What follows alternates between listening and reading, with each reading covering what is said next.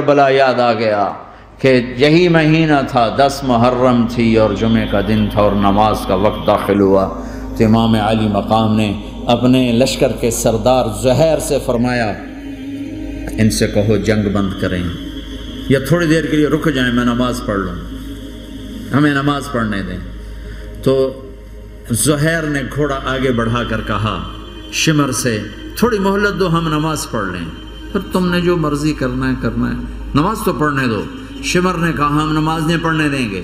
ایک اور کوفی کھڑا تھا، اس کا نام حسین بن نمیر، انہوں نے کہا تمہاری نماز ہوتی ہی نہیں۔ انہوں نے کہا لعنت ہے تم پر، جس گھر کی طفیل نماز ملی ان کی نہیں ہوتی۔ پھر انہوں نے واپس آ کر عرض کی حضور وہ نماز پڑھنے کے لیے جنگ نہیں روکیں گے۔ کہا اچھا پھر ہم نماز تو نہیں چھوڑ سکتے، میرے رب کی قسم اگر حسین نماز نہ پڑھتے تو انہیں کوئی فرق نہ پڑتا، لیکن ایک فرق پڑتا کہ پھر پیغام ادھورا جاتا، میسج ادھورا جاتا، اور میسج یہ دینا تھا کہ زیر خنجر بھی یہ پیغام سنایا ہم نے کہ ہم نے تلوار کی دھاروں کے نیچے بھی سر جھکانا ہے، اور ہم نے تڑپتے جسموں کے ساتھ بھی سجدہ کرنا ہے، اور ہم نے زخمی جسموں کے ساتھ بھی اللہ کے سامنے رکوع کرنا ہے، اور ہم نے خون آلود جسموں کے ساتھ بھی رب کے سامنے کھڑے ہو کے آنے والی نسلوں کو پیغام دینا ہے کہ نماز وہ ہے جسے اس وقت میں بھی نہیں چھوڑا جا سکتا، تاکہ کوئی یہ کہہ نہ سکے میں کیسے پڑھتا، میری جاب تھی میں کیسے پڑھتا، میری آنکھ نہیں کھلتی میں کیسے پڑھتا، میری عادت نہیں۔ اللہ کی قسم یہ جنتی نہیں تھے، جنت کے سردار تھے، صرف جنتی نہیں تھے، جنت کے سردار تھے، صرف جنتی نہیں جنت کے سردار۔ اور یہ سرداری کب ملی؟ محنت کے بعد نہیں، پہلے ہی ابھی ماں کا دودھ نہیں چھوٹا تھا کہ میرے نبی نے فرمایا حسن حسین جنت کے نوجوانوں کے سردار ہیں، اور ایسا پیار تھا کہ دونوں کو عرب سردار بچہ اٹھانا اپنی ذلت سمجھتے تھے، بچے نہیں اٹھاتے تھے، سب کے سامنے پیار نہیں کرتے تھے، لیکن آپ حسن حسین کو یہاں اٹھاتے، پھر یہاں ہی نہیں اٹھاتے تھے، یہاں کندھوں پہ بٹھاتے، یہاں۔ اور ایک عرب بدو حیران ہو کے دیکھ لیں یا رسول اللہ یہ آپ کیا کر رہے ہیں؟ مثلا یہ کتنی عیب کی بات ہے کہ آپ جیسا سردار اور یہاں بچوں کو بٹھایا ہوا ہے۔ کہنے کا آپ ان سے بہت پیار کرتے ہیں؟ کہا ہاں میں ان سے بہت پیار کرتا ہوں، اور صرف میں نہیں کرتا، اللہ بھی ان سے پیار کرتا ہے۔ اور بتاؤں جو ان سے پیار کریں گے اللہ ان سے بھی پیار کرے گا، جو ان سے محبت کریں گے اللہ ان سے بھی محبت کرے گا، اللہ بھی ان سے محبت کرے۔ پھر ہم نے دعا مانگی یا اللہ جو ان سے پیار کرے تو ان سے پیار کر، جو ان سے بغض رکھے تو ان سے بغض رکھ۔ حضرت حسن سر سے لے کر کمر تک اللہ کے نبی کی 100% کاپی تھی، چہرہ یہ آدھا حصہ اوپر والا نبی کے مشابہ، یہاں سے نیچے پاؤں تک علی کے مشابہ، باپ کے مشابہ۔ حسین اس کا الٹ، سر سے لے کر کمر تک علی کے مشابہ، کمر سے لے کر پاؤں تک اللہ کے نبی کے مشابہ۔ اس مشابہت پر ہمارے نبی کہا کرتے تھے حسن میرا بیٹا ہے، حسین علی کا بیٹا ہے۔ ہائے ہائے کیا کیا لاڈ لڈائے اور کیا لوگوں نے کر دیا ان کے ساتھ۔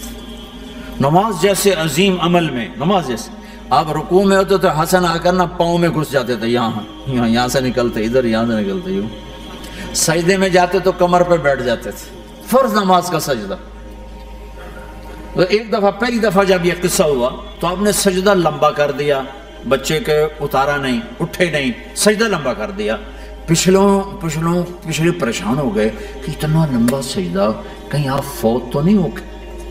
تو جو پہلی صف میں تھے نا انہوں نے یوں کر کے دیکھا، چکر کی وہ دیکھا تو حسن کمر پہ چڑھے ہوئے، تو قریب ایک آدمی نے آگے ہاتھ بڑھا کے کھینچنا چاہا، تو آپ نے یہاں سے دیکھا ہاتھ آ رہا ہے، تو آپ نے اپنے ہاتھ سے یوں اشارہ، نماز میں یوں اشارہ کیا کہ میرے بچے کو نہ چڑھو۔ جب حسن خود اترے پھر آپ سجدے سے اٹھا۔ کبھی حسین چڑھ جاتے تھے، کبھی حسن چڑھ، دونوں ہی چڑھتے تھے۔ یہ سر حسن کے بعد کبھی یہ کبھی وہ، کبھی یہ کبھی وہ۔ اور اب حسن کو جب چھوٹے تھے زیادہ حسن، تو آپ حسن کو یوں زبان دکھاتے، اتنا بڑا عظیم نبی کیا ہو رہا ہے، تو وہ زبان، آپ کی زبان بڑی سرخ خوبصورت تو وہ بچہ سمجھتا شاید یہ کوئی کھانے کی چیز، تو آگے یوں ہاتھ مارتا ہے، پکڑنے کے لیے ہاتھ مارتا، پھر وہ بیٹھ جاتا، پھر آپ کہتے ہیں یہ میرا نبی گھر کی زندگی بتا رہا ہے۔ اور تمہیں تو بچوں کے پاس بیٹھنے کا وقت ہی کوئی نہیں، بیگم بھی کم جاب پہ جا رہی، خامد بھی جاب پہ جا رہا، پیچھے بچے ڈرگ بیچنے پہ لگے، اب تم کس کام کے ہو؟ کیا کرو گے اس دولت کو؟ یہ نہیں ڈرگ بیچو، گستاخ ہو گیا، بدتمیز ہو گیا، تو اس دھن دولت کو آگ لگا دو جا کے۔ آپ اپنے بچوں کو ٹائم دو، اپنے بچوں کو ٹائم دو۔ عورت کا کام کمانا نہیں ہے، عورت کا کام نسل کو بنانا ہے۔ قناعت سیکھو، قناعت تو آسانی سے مینج ہو جائے گا، قناعت نہیں تو پھر تو دنیا کے بادشاہ کے بھی حوث پوری نہیں ہو سکتی۔ کھیلتے تھے، حسن حسین کی کشتی کراتے تھے، دونوں بھائیوں کی کشتی کراتے۔ ایک دفعہ دونوں کی کشتی ہو رہی اور حسین ذرا کمزور پڑ رہے تھے، تو آپ اس کو شاباش دیتے، شاباش شاباش شاباش۔ تو حضرت فاطمہ کہنے لگی، ماں بھی بیٹھی تھی، کہنے لگی یا رسول اللہ آپ حسین کو شاباش دے رہے ہیں، حسن کو کیوں نہیں دے رہے؟ تو آپ نے کہا یہ جبریل میرے پاس کھڑا ہوا، یہ بھی حسین کو شاباش دے رہا ہے، تو میں بھی حسین کو شاباش دے رہا ہوں۔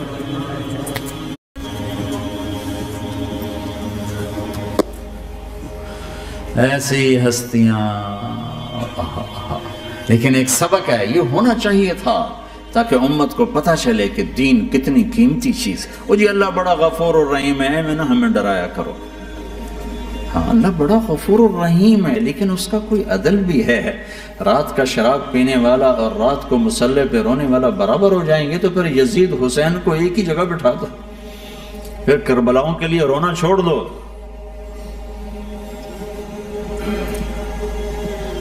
رات کو ناچنے والی، رات کو رونے والی برابر ہو جائیں گے، سود کھانے والا، حلال کھانے والا برابر ہو جائیں گے، شراب بیچنے والا اور مزدوری کرنے والا برابر ہو جائیں گے، جھوٹ بولنے والا، سچ بولنے والا برابر ہو جائیں گے۔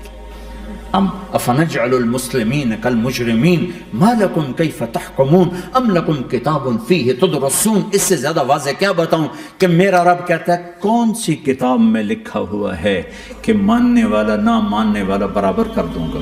کون سی کتاب میں؟ اللہ کو یہ کہنا پڑ رہا ہے ام لکم کتاب فیہ تدرسون، کس کتاب میں یہ لکھا ہوا ہے؟ ام نجعل المتقین کالفجار، کہ ایک بدماش اور ایک فرمانبردار کو برابر کر دوں؟ کہاں لکھا ہوا ہے؟ ایسی ہستیاں،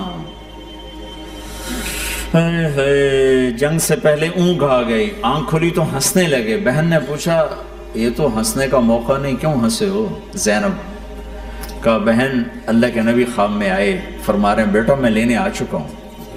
تو اب نہ پڑھے نماز، اب کیا مسئلہ ہے؟ جنت کے لیے تو کرنا ہے سب، یہ جنت کے لیے تو کر رہے، اللہ کے لیے تو کر رہے کہ زر دادن و جان دادن نہ آئے از لذت دیدارش، خسرو چتواں گفتن سر دادن و جان دادن نہ دیدار خیارے۔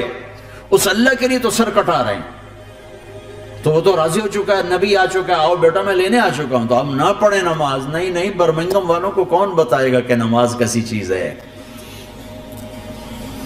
انہوں نے کہا جی وہ نہیں جنگ رو کرے گا، پھر چلو نماز پڑھو، نماز تو نہیں چھوڑی جا سکتی۔ آدھوں کو روک دیا تم جنگ کرو، آدھوں سے کہا تم نماز پڑھو، آدھوں نے نماز پڑھی، آدھوں نے جنگ کی، پھر جنہوں نے نماز پڑھی انہوں نے کہا تم آگے بڑھ جاؤ، ان سے کہا تم جا کے پیچھے اللہ کے بارگاہ میں سجدہ کرو۔ 1400 سال کی تاریخ میں ایسے نمازی میری نظروں سے نہیں گزرے، پر ایسی نماز نہیں پڑھی گئی نبی کے زمانے کے بعد۔ آپ نے بھی صلاۃ خوف ایک پڑھی تو نبی ہوتا ہے، اور کیا ان کا حال تھا، خون و خون، اپنے خون سے وضو کیے یا کربلا کی مٹی سے تیمم کیے؟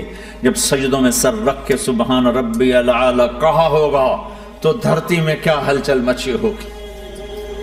نماز نہ چھوڑا، نماز نہ چھوڑنا، کوئی عورت نہ کوئی مرد نماز نہ چھوٹے۔